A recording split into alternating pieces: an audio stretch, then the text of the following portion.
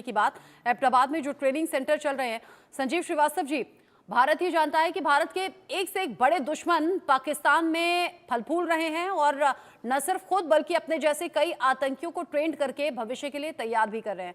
लेकिन सच्चाई तो ये भी है कि सिर्फ भारत के दुश्मन तो नहीं है, ये अलग अलग देशों को नुकसान पहुंचा चुके हैं, जिसमें अमेरिका का भी नाम है।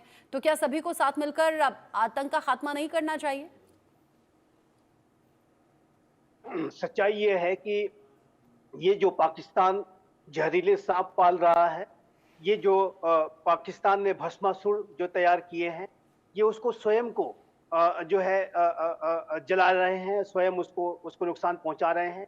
अगर ये किसी के सबसे ज़्यादा शत्रु हैं, तो वो पाकिस्तान की आवाम के हैं, पाकिस्तान के लोगों के हैं, पाकिस्तान की राष्ट्र के हैं।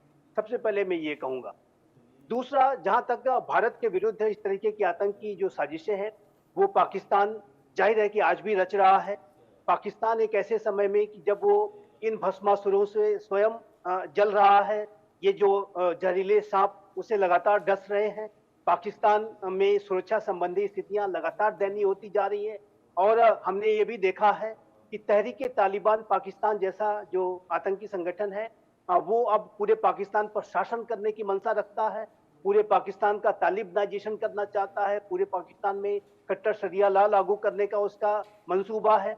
तो और दूसरी तरफ अनेक जो अन्य आतंकी संगठन है, बीएलए, बीएलएफ इत्यादि भी वो अपने अपने विषयों को लेकर के हमले कर रहे हैं।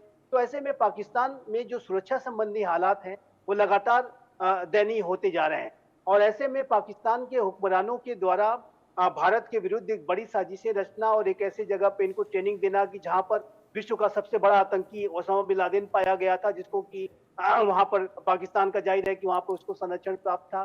तो ये जो पाकिस्तान की जो आतंक परस्त नीतियों की वजह से ही आज पाकिस्तान लगातार रसातल में जा रहा है। और जहां तक भारत का आतंकवाद के संदर्भ में प्रश्न है, तो जाहिर है कि भारत प्राइम मिनिस्टर मोदी के नेतृत्व का ये जो नया भारत है, वो आतंकवाद के प्रति जीरो टॉलरेंस के अप्रोच के साथ हम कार्य करते हैं। हमारा भी अप्रोच उसी तरीके का आज के इस नए भारत का है, जैसा कि यूनाइटेड स्टेट्स ऑफ अमेरिका का है, जैसा कि इजराइल का है। हम किसी भी आतंकी घटना को न तो भूलते हैं, न उसे माफ करते हैं और जाहिर है कि जो never forget and never forgive की जो हमारी जो सोच है, उसके आधार पे ये नया भारत कार्य कर रहा है। जो आतंकी जहां कहीं भी जो जिन्होंने भारत में आतंकी घटनाएं कर रखी हैं, उसके लिए उन्हें परस्यू करने के लिए चाहे हमें कितना भी लंबा समय लगे, भारत उनको जस्टिस तक लाएगा। ये बात बहुत स्पष्ट है। आप देखिए तो यूनाइटेड स्टेट्स ऑफ अमेरिका ने ओसामा बिन लादेन को तलाशने में एक लंबा समय लगाया, लेकिन वो अमेरिका ने न कभी उस घटना को 9/11 को भूला और न ही उसके परपेट्रेटर्स को माफ किया। तो इसी तरीके की अप्रोच के साथ आज का नया भारत भी चलता है। इजराइल जिस तरीके की मैसिव कार्रवाइयां करता है आतंकवाद के खिलाफ, यूरोपीय राष्ट्र भी आतंकवादी घटनाओं को बर्दाश्त नहीं करते, उसके खिलाफ भी कड़ी से कड़ी कार्रवाई करके दिखाते हैं। तो जाहिर है कि ये भारत का जो अप्रोच है आज का, ये बदला हुआ भारत है। इस तरीके की आतंकी साजिशें अगर पाकिस्तान रचेगा और ये सोचेगा कि उसमें वो सफल हो जाएंगे, तो ऐसा होने वाला नहीं है।